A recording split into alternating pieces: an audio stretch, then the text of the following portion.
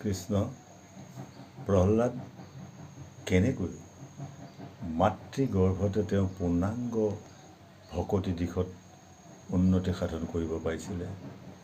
প্ৰহ্লাদে কেনেকৈ গৰ্ভতে সকলো জ্ঞানৰ কথা পাইছিলে। সেইকাৰণে আমি তেখেতৰ কথা অলপ ক'বলৈ ওলাইছোঁ। যেতিয়া কয়াদু ৰাণীক ইন্দ্ৰই হৰণ কৰি আনিছিলে, বাটতে নাৰদ মুনিয়ে পাই ইন্দ্ৰৰ হাতৰ পৰা কয়াদু ৰাণীক উদ্ধাৰ কৰি তেওঁ নিজ আশ্ৰমলৈ লৈ গৈছিলে। নিজ আশ্ৰমত গৈ তেতিয়া তেওঁ নাৰদৰ কি কাম, সদায় ৰাতিপুৱা গধূলি তেওঁ আশ্ৰম ধুনীয়াকৈ লেপন কৰি তেওঁ সদায় শাস্ত্ৰ অধ্যয়ন কৰাৰ কাম আছিলে। আৰু সেই যেতিয়া শাস্ত্ৰ অধ্যয়ন হৈ আছিলে, কয়াদু ৰাণীৰ গৰ্ভত থকা সেই শিশুটো আছিলে প্ৰহ্লাদ। এই প্ৰহ্লাদে পূৰ্ণাংগ ৰূপে হৰি গুণকীৰ্তন অধ্যয়ন কৰি আছিলে। এনেকৈ বহুদিন শাস্ত্ৰ অধ্যয়ন কৰি কৰি থাকোঁতে তেওঁ সুন্দৰভাৱে হৰিভক্তিপৰায়ণ হৈ পৰিলে।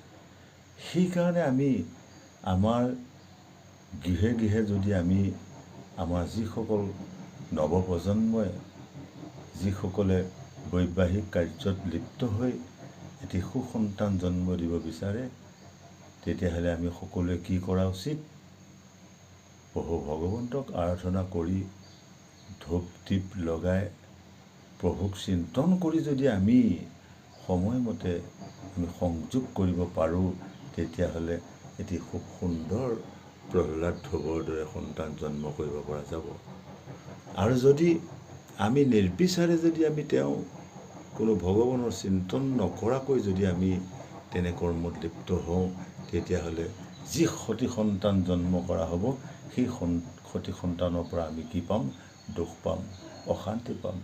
আৰু সিহঁতৰ ভয়ত আমি ঘৰ এৰি পলাই ফুৰিবলগীয়া হ'ব। সেইকাৰণে আমি সেই সাধুগুৰু বৈষ্ণৱসকল এই দুৰ্লভ মনুষ্য জন্ম পাই যদি আমি হৰিক নভজোঁ, আমি যদি কৃষ্ণক চিন্তা নকৰোঁ, সাধু গুৰু বৈষ্ণৱক যদি আমি চিন্তা নকৰোঁ, তেতিয়াহ'লে আমাৰ জীৱনটো একেবাৰে মিছা।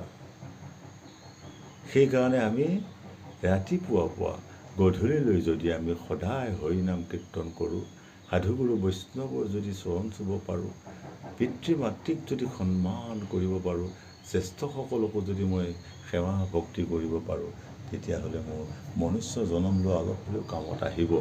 আৰু যদি মই তাকে নকৰোঁ, মই যদি জ্যেষ্ঠসকলক যদি মই অহংকাৰ কৰোঁ, পিতৃ মাতৃক যদি ভালমতে পৰিচালনা নকৰোঁ, সন্মান নকৰোঁ, ভক্তি নকৰোঁ, গুৰুজনক যদি মই গুৰু বুলি শুশ্ৰূষা নামানো, ভগৱন্তৰ যদি কোনো সেৱা প্ৰাৰ্থনা নকৰোঁ, তেতিয়াহ'লে এই মানৱ জীৱন লোৱা একেবাৰে মিছা। গতিকে আমি সদায় ৰাতিপুৱা গধূলিলৈ আমি এক কৃষ্ণত আত্মনিবেদন কৰি প্ৰভু ভগৱন্তৰ গুণানুকীৰ্তন কৰি থাকিলে এই মানৱ জন্ম লোৱা আমাক কামত আহিব। সেইকাৰণে কত জনমৰ পুণ্য ফলত এইবাৰ মনুষ্য জন্ম পাই ভকতে ভালপোৱা কাম, বৈষ্ণৱে ভালপোৱা কাম, পিতৃ মাতৃয়ে ভালপোৱা কাম যদি কৰিব নাজানো, তেতিয়াহ'লে জীৱনটো অথলে গ'ল। সেইকাৰণে আমি সদায় প্ৰভু ভগৱন্তই ভালপোৱা কাম, ভকতে ভালপোৱা কাম, ভগৱানে ভালপোৱা কাম, জ্যেষ্ঠজনে ভালপোৱা কাম কৰাটো উচিত। সেইকাৰণে আমি সদায় সাধু গুৰু বৈষ্ণৱৰ সংগ লৈ য'ত হৰিনাম কীৰ্তন হয়, য'ত ভগৱানৰ গুণানুকীৰ্তন হয়, য'ত সাধুগুৰু বৈষ্ণৱ একত্ৰিত হয়, সেই ঠাইত গৈ আমি একান্ত মনে যদি শ্ৰৱণ কীৰ্তন কৰিব পাৰোঁ, তেতিয়াহ'লে এই মানৱ জীৱন লোৱা কামত আহিব। আৰু আমি যদি এই মনুষ্য জন্ম লৈ যদি পিতৃ মাতৃক অশ্ৰদ্ধা কৰোঁ, গুৰুজনক যদি মই নেমানো, সৰুসকলকো যদি মই মৰম কৰিব নাজানো, তেতিয়াহ'লে মানৱ জন্ম লোৱাৰ কোনো কাম নাই। সেইকাৰণে আমি সদায় হৰিত ভকতি কৰি সাধুগুৰু বৈষ্ণৱক সেৱা কৰি যদি সদায় নিত্য কৰ্ম কৰি যদি মই আনন্দ লাভ কৰিব পাৰোঁ, তেতিয়াহ'লে অলপ কামত আহিব। আৰু যদি তাকে কৰিব নোৱাৰোঁ, এই দেহটো এদিন বিফলে যাব। সেইকাৰণে আমি সদায় উঠি অহা যুৱ প্ৰজন্মক আমি সদায় কৈ আছোঁ যে, সেই ল'ৰা ছোৱালী বোৱাৰী জীয়াৰীসকল, তোমালোকে সদায় নিজৰ স্বামী দেৱতাক ভক্তি কৰিবা, নিজৰ শহু শাহুৰক ভক্তি কৰিবা। কৃষ্ণ আৰু আমাৰ সম্বন্ধটো অলপ বেলেগ। কৃষ্ণ আৰু আমাৰ সম্বন্ধ হৈছে স্বামী সম্বন্ধ। যদি মোৰ স্বামী নাথাকে, মই দিনতেই আন্ধাৰ, আৰু যদি মোৰ স্বামী থাকে, তেতিয়াহ'লে মোৰ সদায় পোহৰ। মোৰ যিমান ধন সম্পত্তি ঐশ্বৰ্য সম্পদ নাথাকে, যদি মোৰ স্বামী নাথাকে, মোৰ কাৰণে এন্ধাৰ। সেইকাৰণে মই আধ্যাত্মিক জগতৰ যি কৃষ্ণ স্বামী, কৃষ্ণ হ'ল একোটা চাবি, আৰু আমি একোটা তলা। গতিকে তলা আৰু চাবিৰ যি সম্বন্ধ, চাবিটো যদি বেয়া হয়, তলাৰ কোনো মূল্য নাই। তলাটো যদি বেয়া হয়, চাবিৰ কোনো মূল্য নাই।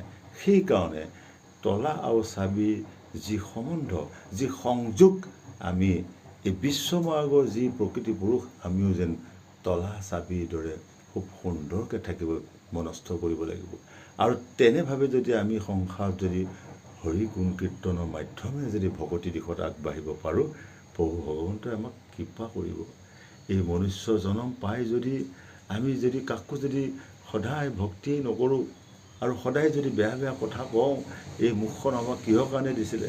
এই মুখখন হৰিগুণ হৰি কীৰ্তন গোৱাৰ বাবে দিছিলে, আৰু এই কাণকেইখন আমাক দিছিলে হৰি কীৰ্তন শুনিবৰ বাবে। চকু দিছিলে আমাক সাধুগুৰু বৈষ্ণৱক দৰ্শন কৰিবলৈ বাবে, আৰু এই নাককেইটা দিছিলে আমাক সাধু গুৰু বৈষ্ণৱৰ ধূপ দীপৰ পৰশ গোন্ধ ল'বলৈ, আৰু মুখখন দিছিলে আমাক সাধুগুৰু বৈষ্ণৱৰ ভকতৰ শাস্ত্ৰ ভাগৱতৰ গুণানুকীৰ্তন কৰিবলৈ, আৰু এক প্ৰসাদ গ্ৰহণ কৰিবলৈ। যদি আমি ভাল প্ৰসাদ গ্ৰহণ কৰিব পাৰোঁ, আমাৰ দেহ মন স্থিৰ হৈ যাব। আৰু যদি আমি বেয়া প্ৰসাদ গ্ৰহণ কৰি দিওঁ, তেতিয়াহ'লে আমাৰ মন স্থিৰ নহয়। সেইকাৰণে সদায় ভাল ভাল সাধুগুৰু বৈষ্ণৱৰ সংগ লৈ আমি যদি ভক্তি মাৰ্গৰ মাজেৰে যদি আমি জ্ঞান পথত আগবাঢ়িব পাৰোঁ, তেতিয়াহ'লে কামত আহিব। আৰু যদি আমি তাকে নকৰোঁ, এই জীৱনটো একেবাৰে মিছা বুলি আমাক কৈ আছে। ঐ একবাৰ হৰি বল মন ৰচনা, মানৱ দেহে গৈৰৱ কৈৰনা, মানৱ দেহা মাটিৰ ভাণ্ড, ভাঙিলে হবে খন্দৰ খন্দ, ভাঙিলে দেহা জোৰা দিবে না। কি একবাৰ হৰি বল মন ৰচনা, বেলা ডুবিলে হবে অন্ধকাৰ। গতিকে আজি প্ৰভু ভগৱন্তৰ আমাৰ দেহত থকাৰ বাবে মোৰ আজি পোহৰ হৈ আছে। যিদিনা প্ৰভু ভগৱন্ত মোৰ দেহৰ পৰা গুচি যাব, মোক অনাথিনী কৰিব। মোক সকলোৱে এদিন শ্মশান ঘাটলৈ নি মোক দাহ কৰি দিব। তেনেকুৱা এটা জীৱনক লৈ যদি মই গৌৰৱ কৰোঁ, মই অহংকাৰ কৰোঁ, জেদ কৰোঁ, মই সকলোৰ লগত যদি হাই কাজিয়া কৰি থাকোঁ, তেতিয়াহ'লে সেই সোপাই মোক ৰাখিব নোৱাৰে। পুত্ৰ পৰিবাৰ, ল'ৰা ছোৱালী, নাতি পুতি সকলো হ'ল, এইবিলাক হ'ল সুখৰ বন্ধু। এওঁসকলক যদি আপোনাসৱে যদি বজাৰ সমা আনি পোহপাল দি যদি ধুনীয়াকৈ খুৱাই বোৱাই ৰাখিব পাৰে, তেতিয়াহ'লে তেওঁলোকে আপোনাক ভাল পাব, মোক ভাল পাব। আৰু যিদিনাখনৰ পৰা আপুনি বজাৰ সমা আনি ভাল বস্তু এটা আনি খুৱাই দিব নোৱাৰিব, সেইদিনাখনৰ পৰা তেওঁলোকে আপোনাক শ্ৰদ্ধা নকৰিব, ভক্তি নকৰিব। সেইকাৰণে আমাৰ শাস্ত্ৰ মাৰ্গে কৈ আছে, এইসকল হ'ল সুখৰ বন্ধু। দুখৰ বন্ধু হ'ল আমাৰ এক দৈৱকী নন্দন কৃষ্ণ। আমি দৈৱকী নন্দন কৃষ্ণৰ যদি হাত সাৰিব পাৰোঁ, যদি তেওঁ সংগ ল'ব পাৰোঁ, তেওঁৰ লগত যদি সদায় যোগ কৰিব পাৰোঁ, তেতিয়াহ'লে আত্মাক গতি দিব পাৰিম। আৰু যদি তেওঁ সংগ নলৈ যদি সদায় ল'ৰা ছোৱালী, বোৱাৰী জোৱাৰী, নাতি পুতি এই সোপাতে যদি মচগুল হৈ অসাৰ সংসাৰখনত যদি মই লিপ্ত হৈ থাকোঁ, তেতিয়াহ'লে মোৰ মোৰ সুখ নহ'ব বুলি আজি আমাক বুজাই আছে। সেইকাৰণে গংগা পাৰত সুখ গুৰুজনাই পৰীক্ষিতক খুব সুন্দৰভাৱে বুজাই আছে। হে পৰীক্ষিত ৰাজা, এই ভাগৱত শুনিলে একান্ত মনে শুনি সকলো দুখ দুৰ্গতিৰ পৰা নিবাৰণ হ'ব পাৰে।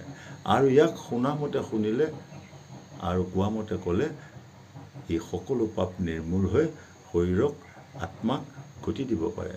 যদি মই ভাগৱত একনিষ্ঠভাৱে শুনিব পাৰোঁ, মহৎ লোকৰ বাণীসকল যদি মই একান্ত মনে শ্ৰৱণ কীৰ্তন কৰিব পাৰোঁ, তেতিয়াহ'লে মই একান্ত মনে নিৰ্গুণ ভকতি দিশে আগুৱাই গৈ পৰমাত্মাৰ লগত মিলি যাব পৰা এটা ব্যৱস্থা হয়।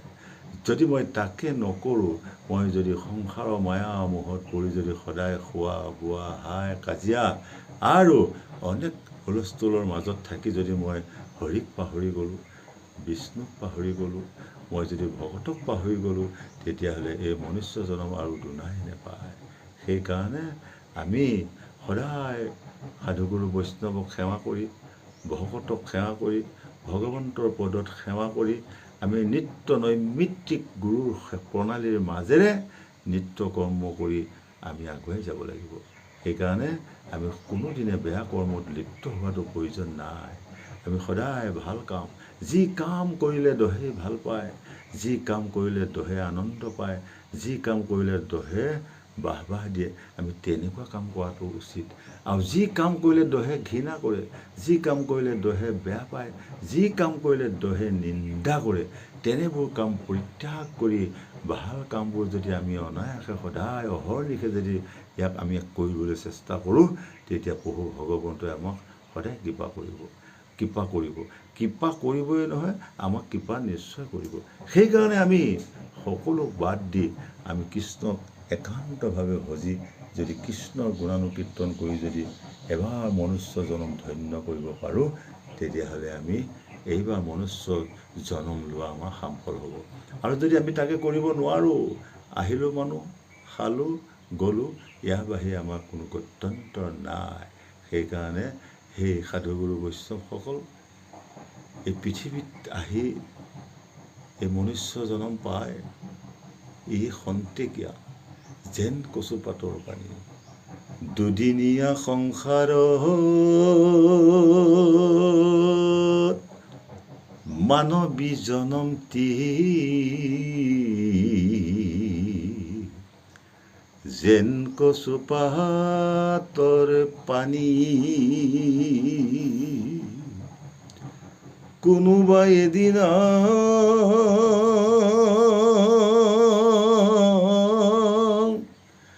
যাবগৈ লাগিব,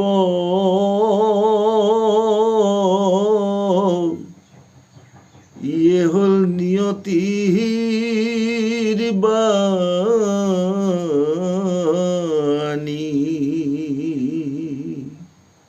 গতিকে এই মানৱ জীৱন কচুপাতৰ পানীৰ লগত তুলনা কৰিছে। এই আছে, এই নাই। সেইকাৰণে সেই সাধু গুৰু বৈষ্ণৱ ভকত ভকতনী যুৱক যুৱতীসকল, আমি আটাই একেলগে কৃষ্ণ নাম লওঁ, সাধুগুৰু বৈষ্ণৱক সেৱা কৰোঁ আৰু জ্যেষ্ঠজনক সন্মান কৰোঁ, গুৰুজনক সন্মান কৰোঁ। নিজৰ পিতৃ মাতৃক শ্ৰদ্ধা ভক্তি কৰি যাব পাৰিলে আমি এদিন শান্তি পাম আৰু আত্মাক গতি দিব পাৰিম বুলি আজি আমাক সুন্দৰভাৱে মহাভাগৱতে বুজাই আছে। কৃষ্ণ কৃষ্ণ, জয় জগন্নাথ কৃষ্ণ।